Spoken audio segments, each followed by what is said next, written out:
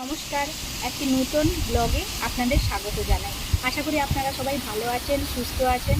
চলুন আজ আমি আপনাদের সঙ্গে শেয়ার করব আমের আচারের রেসিপি। চলুন যাই আম পাড়তে।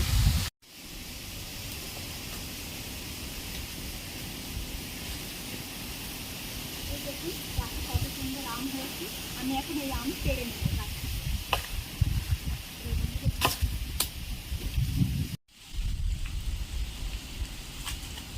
দেখুন কীরকম আঠা ঝরছে। এতগুলো আম পেড়ে নিয়েছি।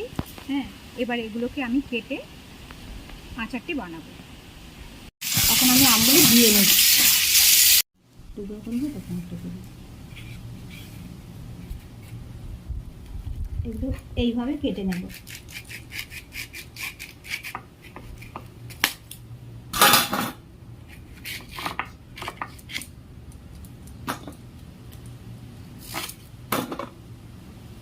এগুলো সব ভেতরের গুলো বাদ দিয়ে দেবো, বিচিগুলো।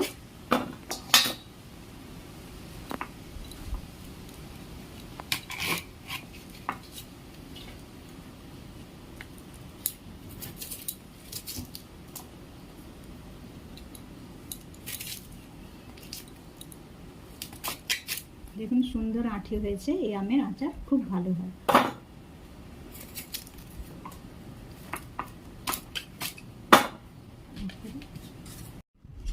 দেখুন এই আমের আঁটিগুলো কত সুন্দর হয়েছে। এই রকম সুন্দর আঁটি হলে আচারগুলো ভালো হয়।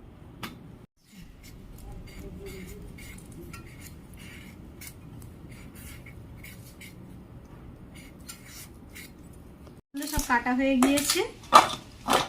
এবার এতে আমি দিয়ে দেবো একে একে একটু লবণ আর একটু হলুদের গুঁড়ো দিয়ে দেবো। হলুদের গুঁড়ো দিয়ে দেবো, দিয়ে এগুলো একটু সুন্দর করে মাখিয়ে নেব। এই আচার বানাতে আমগুলোকে আর রোদে দেওয়ার কোনো দরকার নেই, এটা এমনিতেই হয়ে যাবে। ঠিক আছে, আমার মাখানো হয়েছে। এবার আমি যাই মশলাগুলো সব রেডি করে নিয়েছি। এবার এতে আমি ভাজা মশলাটা করে দেবো, যেটা আচারের উপরে দিতে হয়, তাহলে আচারটি খুব সুন্দর হয়। দিয়ে দেবো একটু 5 ফোড়ন, একটু জিরে,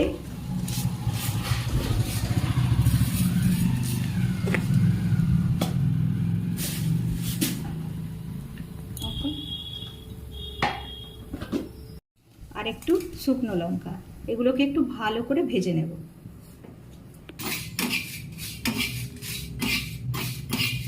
এগুলোকে লাল লাল করে ভেজে নেব।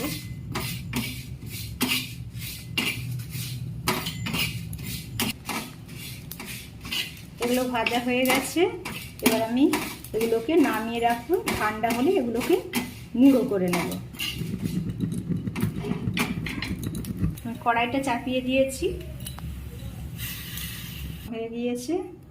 এবার একটু তেল ঢেলে দেবো। আপনাদের পছন্দ মতো আপনারা তেল এটাতে ব্যবহার করতে পারেন। দুটো শুকনো লঙ্কা,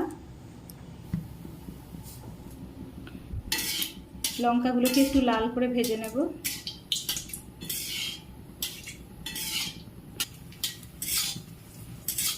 লাল হয়ে গিয়েছে।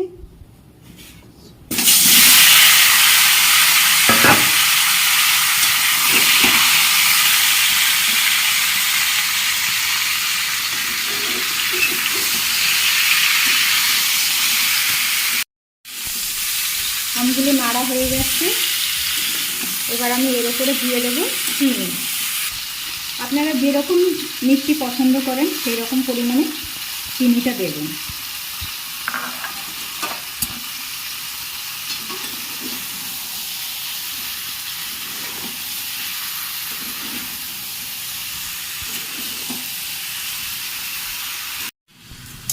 চিনিটা মেশানো হয়েছে। এবার এটাতে আমি একটু ঢেকে রাখবো। ঢেকে রেখে আমি এবার গুঁড়ো মশলাগুলোকে, গোটা মশলাগুলোকে গুঁড়ো করে নেব। মশলাগুলো গুঁড়ো করে নিচ্ছি।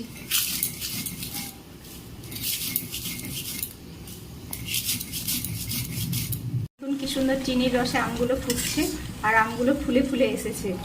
এই আমগুলো সেদ্ধ হবে এই চিনির রসের ভেতরে, আর এই রসটাও তখন আঠালো হয়ে আসবে, তখন এটাকে নামিয়ে নিতে হবে।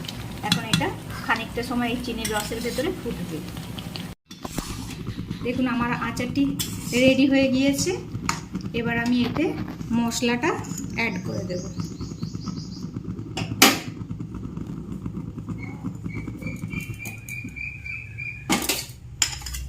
পুরো মশলাটা দিয়ে আমি মিশিয়ে নিলাম। এটি আমার মায়ের কাছে শেখা এই আচারের রেসিপিটা। মা আজ এখন নেই।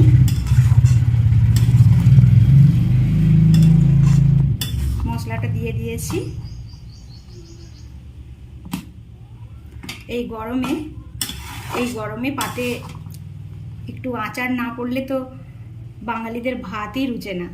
তাই আমি বাড়ির সবার জন্য আজ বানিয়ে ফেললাম আমের আচার। দেখি কেমন হয়েছে।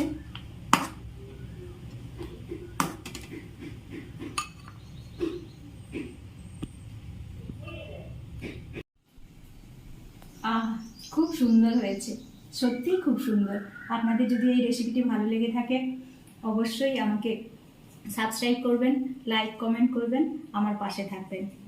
দেখা হচ্ছে পরের রেসিপিতে।